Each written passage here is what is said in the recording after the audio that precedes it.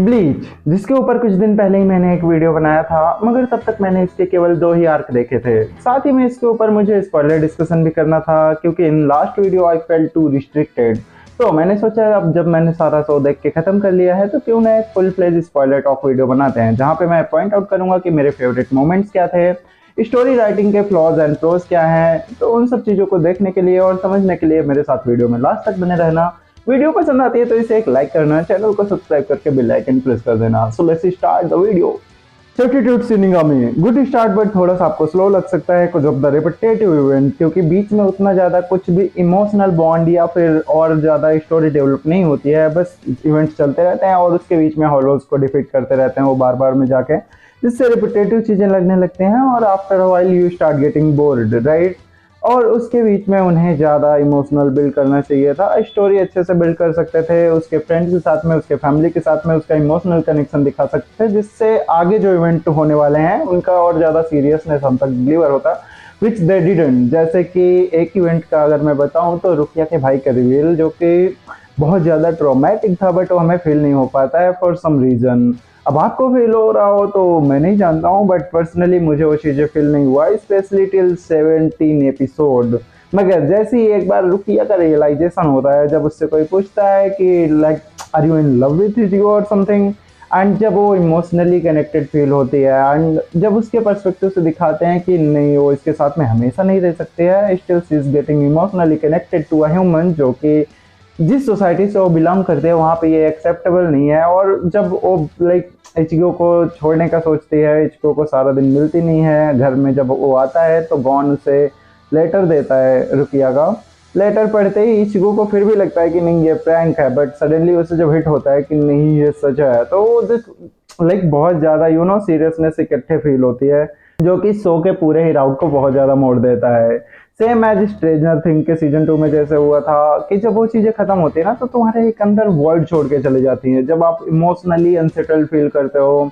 That's what I was feeling at that time. फिर entry होती है ब्याकुयाकुची एंड रंजियाबाई की। मुझे पता नहीं है मैं नाम सही से ले रहा हूँ कि नहीं, but at that moment I didn't know, I had no idea कि मैं जाके इन कैरेक्टर्स को पसंद करने लगूंगा, क्योंकि at that time they were the villains for me and that fight was actually good. Ichigo और रेंजी की स्टिल आई फील कि यार वो लेफ्टिनेंट था, उसको एक कल के आए हुए लड़के से हराना was too much, but still like fight तो अच्छी थी, but not the end at all. Like मैं टेक्निकल बेसिस पे नहीं कर रहा हूँ बात है, बट इमोशनल बेसिस पे that was like heart breaking. जब रुकिया उसे लात मार के जाती ना, ओह माय गॉड, मतलब मैंने ब्याकुयाकुची को तो उल्टी सीधी बातें भी बोल दी थी। और फिर इचिगो टीम प्लान करती है सोल सोसाइटी इन्वेट करके वहां से रुकियाकुची को बचाने के लिए। आई मीन कॉन्सेप्ट इटसेल्फ कितना ज्यादा अब्सर्ड हो सकता है कि कुछ normal human being soul reapers की पूरी दुनिया को इन्वेट करके वहां से एक बंदे को बचा के आएंगे, बट क्या कर रहे यार, सोनेन में ऐसा ही होता है। मगर एक बंदे की पावर के बारे में हमें बिल्कुल भी नॉलेज नहीं थी। कुछ Urahara, the man, the myth, the legend. Urahara plan करता है ट्रेनिंग सेशन, जिसके through Ichigo will get his soul reaper powers back, और वो इतना ज्यादा पावरफुल भी हो जाएगा कि सोल सोसाइटी के मेंबर से टक्कर ले सके। दो personally I don't like this kind of training arcs, मगर जिस पर्टिकुलर मोमेंट पे वो अपने जन पैक्टो के रियल में जाता है एंड उससे पूरा कंसल्टेशन होता है, that actually was very intriguing as well, right. But overall मैं उतना ज़्यादा बुरा भी नहीं बोलूँगा आर्क को, इट वाज प्रीटी गुड, मगर उतना ज़्यादा अच्छा भी नहीं बोल सकता हूँ कि मास्टरपीस ही हो गया।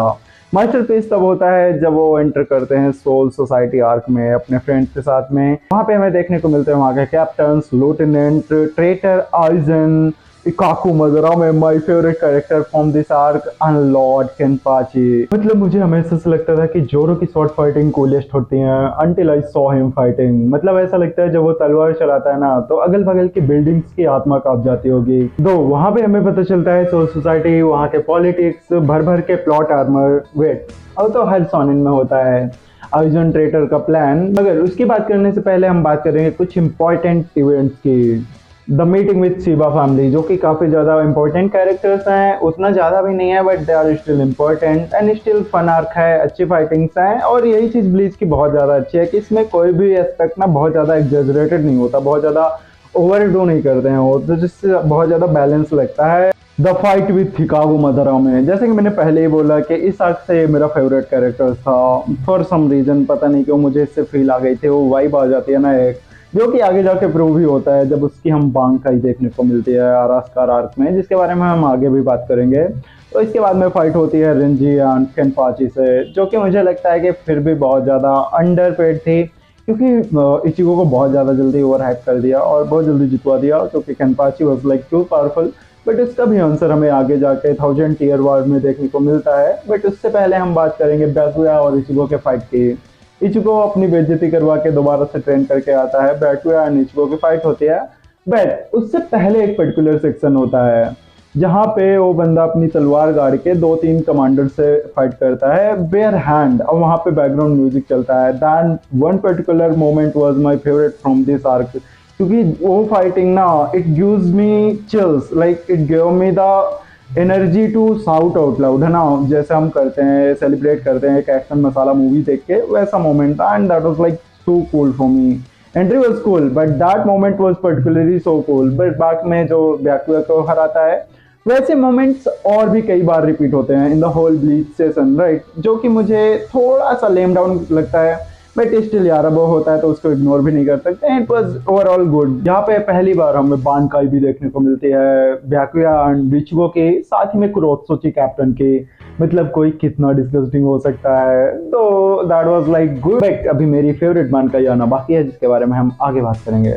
स्टोरी मुझे उतनी ज्यादा इंपॉर्टेंट नहीं लग रही थी, लाइक डेप्थ नहीं लग रही थी। बट जैसे ही आइजन का प्लान रिवील होता है तो वैसे ही स्टोरी में डेप्थ आ जाती है। बट इतना भी मेरे लिए शॉकिंग नहीं था, सिंस मैंने काफी ज्यादा आइजन के प्लान के बारे में पहले से ही सुन लिखा था from the memes and all. तो मेरे लिए it was okay and pretty predictable at times, but वो स्टिल मेक सेंस करने लगता है पूरा जो पीछे इवेंट्स हो रहे थे from the substitute shinigami arc, और वो सारे जैसे डॉट कनेक्ट होते हैं ना, तो it felt good while watching that particular section. दो मुझे आइजन के ट्रेटर होने से उतना ज्यादा दुख नहीं हुआ था जितना ज्यादा शॉक मैक कानामे के ट्रेटर होने से हुआ था, क्योंकि एक तो बंदा इतनी ज्यादा पॉजिटिव फीलिंग्स आती थी उसने, इतनी फिलोसफिकल डिस्कशन करता था, बट बाद में समझ ही नहीं आया कि why the fuck he became traitor. मतलब एक बंदे का बदला लेने के लिए why the fuck are you rooting to destroy the whole fucking world. मतलब कि इट वाज लाइक सो वो ब्रेनलेस, पता नहीं क्या ही लिखा है वो। हरानकार आर्क वाज थोड़ा सा स्ट्रेच, मगर उसमें जो बेस्ट चीज लगी वो थी काकू मदरामे की बानकाई। एक तो वो बंदा एकदम पागल है, टकला साला ब्रूट फोर्स से लड़ाई करता है, मगर the time moment he releases इस बानकाई, आई वाज लाइक नो, इससे ज्यादा कूल मोमेंट तो और कोई हो ही नहीं सकता।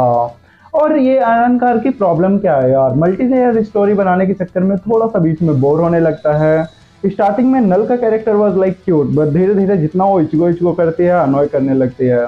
और ये यार, ये प्रॉब्लम क्या है, बार बार इन्हें दूसरे डायमेंशन में लोगों को बचाने क्यों जाना पड़ता है, कभी रुकिया तो कभी उराही में।